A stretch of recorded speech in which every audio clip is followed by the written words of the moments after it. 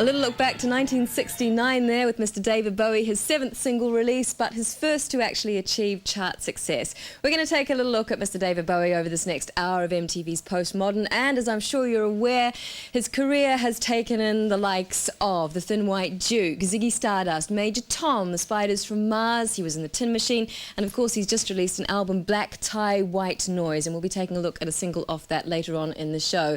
Coming up, we've got music from Iggy Pop, a good friend of Mr. David Bowie and collaborator. We've got Bauhaus performing Ziggy Stardust, and right now we have Mr. David Bowie doing Jean Genie. There's a little typo, I think, on the way that this video is captioned, but you don't have to worry about that. Before we see the video, which was a hit for him in 1972, we talked to Mr. David Bowie when he's talking about when he recently saw some early footage of himself when he was a younger man performing and just how he reacted when he saw this. Like this. No, I don't know. I think it's a very painful piece of work. You know, I mean, I look like I'm in such pain. Really, it's probably because the jacket's so tight. I think I was probably a really troubled young man. Iggy Pop and Real Wild Child, and of course I'm sure you're aware Iggy Pop has been a long-time friend and collaborator with David Bowie. He co-wrote David Bowie's hit China Girl, and of course David Bowie produced some of Iggy Pop's most commercially successful albums. Another person that David Bowie has worked with through the years on and off has been guitarist Mick Ronson. They worked together of course first on Spiders from Mars, and they both produced and worked on Mott the Hoople's All the Young Dudes. We spoke to David Bowie about his work with Mick Ronson and how he felt about working with him again on his current solo album, Black Tie, White Noise.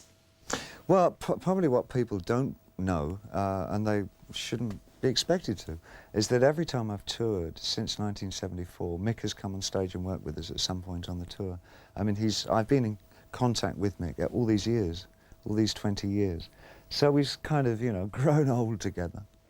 But we've never been in the studio in those 20 years, and it was just such a good chance and a lovely thing to do. And when we were young, with the Spiders, one of the encore songs that we did was the Cream's I Feel Free. So we thought after 20 years we should record it. So we did, our way. That was the Drowners from Brit band Suede, and of course that's a band who openly acknowledge their debt to the performance of David Bowie, especially lead singer Brett Anderson.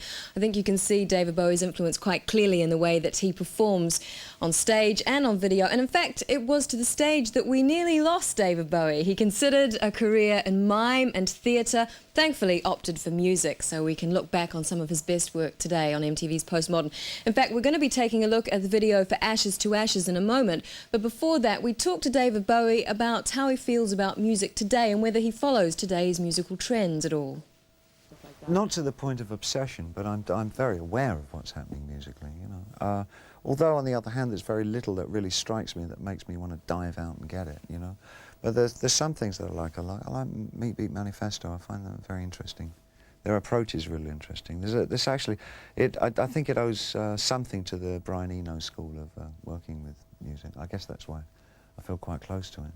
I quite like this new band Suede. I like what they're doing. Fascination for them. I was really depressed the Pixies broke up, naturally. I'm looking forward to hearing Frank Black's new album. In America, it's different. America, I think, is very much black and Hispanic scene that's of any interest over there. A lot of the white bands over there, there's a kind of a mundane quality that's attaching itself to a lot of American music. Well, it's been great this hour to look back at some of the past music from David Bowie, and we're going to finish off Postmodern with his current track, Jump They Say, off his album Black Tie, White Noise. Next week's featured artist will be Jesus Jones, just a reminder in there. Bowie's current album, Black Tie, White Noise, is produced by Nile Rodgers, who was the man behind the controls on Bowie's 1983 smash album, Let's Dance, which catapulted Bowie from, I guess you could say, a cult figure right into the mainstream, where he's stayed well and truly since then. The single, Jump They Say, is really personal to David Bowie. It's a song about the suicide of his younger stepbrother, and he's going to tell us a bit about it before we see the video. Good night. It's hard to know what to say about it, really, because it doesn't deal with it in depth. What it does is deal with, it's a series of impressions that I have about myself and my relationship with my brother. So it's quite fleeting in logic. My brother suffered from schizophrenia, acute schizophrenia and manic depression.